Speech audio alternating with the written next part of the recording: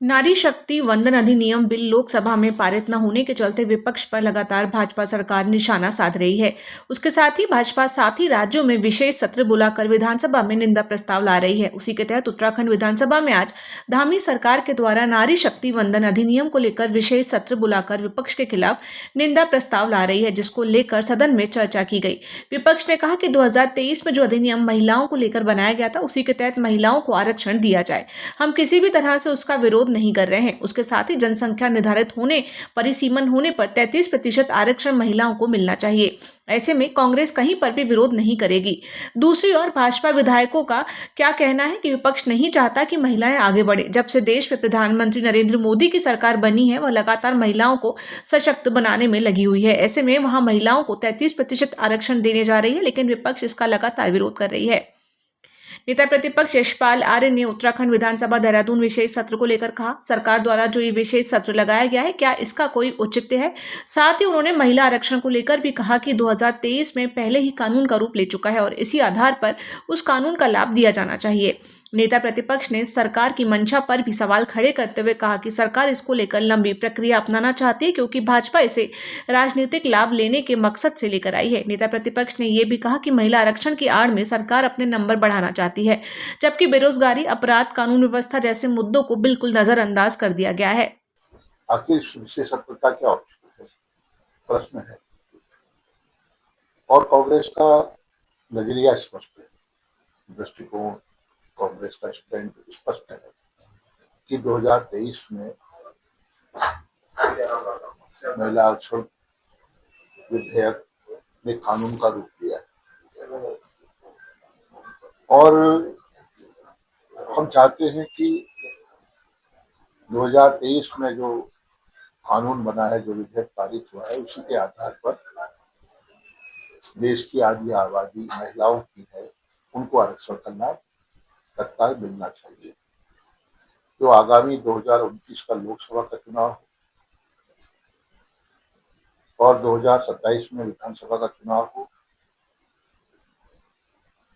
उसमें महिलाओं को 33% आरक्षण मिले, हमारा स्पष्ट नजरिया है और हम चाहते हैं कि हम उस बात को बल दे रहे हैं।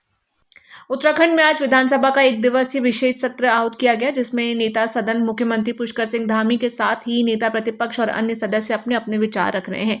इस संबंध में विधानसभा अध्यक्ष ऋतु खंडूड़ी भूषण ने लंच ब्रेक के दौरान बताया कि ये इस विशेष सत्र का आयोजन इसी उद्देश्य से किया गया है ताकि हमारी मातृशक्ति को 33% आरक्षण मिल सके।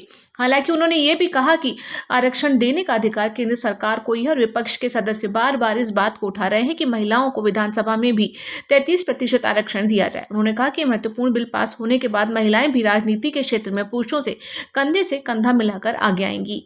हम सभी जानते हैं कि आज उत्तराखंड में एक दिन का विशेष सत्र आहूत किया गया और उस विशेष सत्र में नारी सम्मान, लोकतंत्र में अधिकार पर चर्चा हो रही है। और जैसे आपने देखा, नेता सदन के द्वारा चर्चा शुरू की गई और उसके बाद नेता प्रतिपक्ष ने भी उसमें भाग लिया, अपने अपने विचार रखे और मुझे पूरा विश्वास है कि सभी सदस्य अपनी बातों को रखेंगे कि किस तरह से हमें आगे बढ़ना है, नारियों को और किस तरह से सशक्त करना है, मजबूत करना है और किस तरह से ये आरक्षण लागू हो सके ताकि हमारी बहनों को ज़्यादा से ज़्यादा मौके मिल सके और लोकसभा और विधानसभा में उनका प्रतिनिधित्व जो है वो बढ़ सके। मुख्यमंत्री पुष्कर सिंह धामी ने विधानसभा के विशेष सत्र के दौरान कहा कि इस समय हमारे प्रदेश में 4 धाम यात्रा चल रही है, लेकिन कुछ लोग रील बनाकर इसे राजनीति की भेंट चढ़ाने का प्रयास कर रहे हैं। उन्होंने ऐसे लोगों से कहा कि वो सरकार का विरोध कर सकते हैं, बीकेटीसी का भी विरोध हो सकता है, लेकिन हमारी पवित्र 4 धाम यात्रा का विरोध न करें। उन्होंने कहा कि केदारनाथ धाम तो महादेव का स्थल है, सरकार यात्रा को हर तरह से सकुशल संपन्न कराने का प्रयास कर रही है। मुख्यमंत्री ने कहा कि 4 धाम यात्रा हमारी सामूहिक आस्था की कठिन यात्रा है। ये यात्रा उत्तराखंड की आर्थिकी के लिए भी लाइफलाइन का काम करती है, इसलिए नकारात्मक बातों से 4 धाम यात्रा का विरोध न करें, बल्कि यात्रा और यात्रियों को प्रोत्साहन प्रदान करें। सरोवर नगरी से दूर भीमताल क्षेत्र में जनपद नैनीताल में 20 दिन के भीतर वन्यजीव ने हिंसक कर कई लोगों को मौत के घाट उतार दिया। इसी क्रम में विकास खंड भीमताल के बदियूनी ग्रामीण क्षेत्र में जहां एक युवक कमल सिंह को वन्यजीव ने मार डाला था, उसी क्षेत्र में एक बाघ को बड़ी मुश्किल से वन विभाग ने पिंजरे में बंद कर लिया। अलबत्ता अब ये देखना है कि क्या ये वही हिंसक वन्यजीव है जिसने अभी तक कई लोगों को मौत के घाट उतार दिया है। ये जाँच करने के ही उपरांत पता चल पाएगा। अगर वही हिंसक वन्यजीव है तो ग्रामीण क्षेत्र के लोगों को राहत मिल सकती है। ये बाघ आदमखोर है या नहीं, ये भविष्य के गर्त में छुपा हुआ है। उत्तराखंड में 28 अप्रैल को देहरादून में एक दिवसीय विशेष विधानसभा सत्र बुलाया गया, जिसका मुख्य विषय नारी शक्ति वंदन अधिनियम, नारी सम्मान, लोकतंत्र में अधिकार पर चर्चा करना है।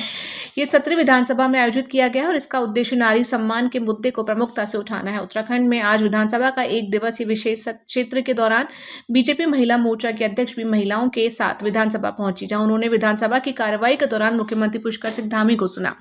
इस विषय पर जानकारी देते हुए भाजपा की महिला प्रदेश अध्यक्ष रुचि भट्ट ने कहा, इसके लिए मैं अपनी सरकार का धन्यवाद करना चाहूंगी कि आज यहां पर इसके लिए एक विशेष सत्र रखा गया है। देखिए, पहले तो मैं माननीय मुख्यमंत्री जी का बहुत बहुत आभार व्यक्त करना चाहती हूँ कि ये स्पेशल सेशन आहूत किया गया है और ये उन्होंने हमारे सम्मान के लिए इसे आहूत किया है और इसमें विशेष बातें उनसे वही निकल के आई कि वो हमें सपोर्ट कर रहे हैं और जो 33% आरक्षण की बात सदन से होकर रास्तों तक निकली है, कांग्रेस पार्टी और उनकी सहयोगी पार्टियों ने इस बिल को नहीं आने दिया है, उस सब बातों को उन्होंने सदन में रखा है और इसलिए रखा है कि सभी पूरा प्रदेश ये देख सके कि किस तरीके से कांग्रेस पार्टी और उनकी जो सहयोगी पार्टियों ने उन लोगों ने महिला का सम्मान नहीं रखा है। और यही बात कहने के लिए हम लोगों ने भी आक्रोश रैली करी थी, आज मशाल जुलूस है शाम को, और हम बताना चाहते हैं उन्हें कि इस बार क्लीन स्वीप रहेगा हमारी तरफ से। कलियर हो या रुड़की की जितनी हरिद्वार जो सीटें नहीं आई थी, हमारी बहनें हमको क्योंकि विशेष सभी स्तर से समर्थन प्राप्त हो रहा है, तो मुझे लगता है कि बहनें आज इस बार उन्हें इस चुनाव में बताएंगी कि महिला शक्ति का अनादर करना क्या होता है। महिला आरक्षण को लेकर आज विधानसभा का विशेष सत्र है। इसे महिलाओं की भागीदारी बढ़ाने और उन्हें निर्णय प्रक्रिया में मजबूत स्थान देने की दिशा में एक अहम कदम माना जा रहा है। मुख्यमंत्री पुष्कर सिंह धामी ने कहा कि महिला आरक्षण विधेयक देश की संसद में पारित हो चुका है और अब इसे लागू करने की प्रक्रिया आगे बढ़ रही है। उन्होंने कहा कि इस फैसले को देशवासियों ने देखा है और इसे महिलाओं के आगे बढ़ने के अवसर के रूप में माना जा रहा है। मुख्यमंत्री ने कहा कि इस विषय पर चर्चा आवश्यक है ताकि समाज में महिलाओं की भागीदारी और मजबूत हो सके। उन्होंने माताओं और बहनों को अधिक अधिकार देने पर जोर देते हुए इसे देश के विकास से जुड़ा अहम कदम बताया। ये सत्र बुलाया गया है और आदरणीय प्रधानमंत्री मोदी जी के नेतृत्व में 2023 में नारी शक्ति वंदन विधेयक पारित हुआ था और उसको देश के अंदर 2029 में लागू होना था, लेकिन देश की संसद में जो हुआ सभी देशवासियों ने देखा, मातृशक्ति का आगे बढ़ने का मार्ग उन्होंने रोका है और मुझे लगता है कि आज हम इस पर चर्चा करने के लिए यहाँ एकत्र हुए हैं। माननीय प्रधानमंत्री जी के नेतृत्व में ये बंधन भी, ये नारी शक्ति बंधन विधेयक जो पारित हुआ है वो लागू होगा और उत्तराखंड में हमारे प्रतिपक्ष के साथी भी मुझे लगता है कि उनको भी इसका समर्थन करना चाहिए और बहुत सौहार्दपूर्ण तरीके से जो है सत्र में अपनी बात रखनी चाहिए। और मैं समझता हूँ कि माताओं बहनों को उनका अधिकार देना हम सबका कर्तव्य है।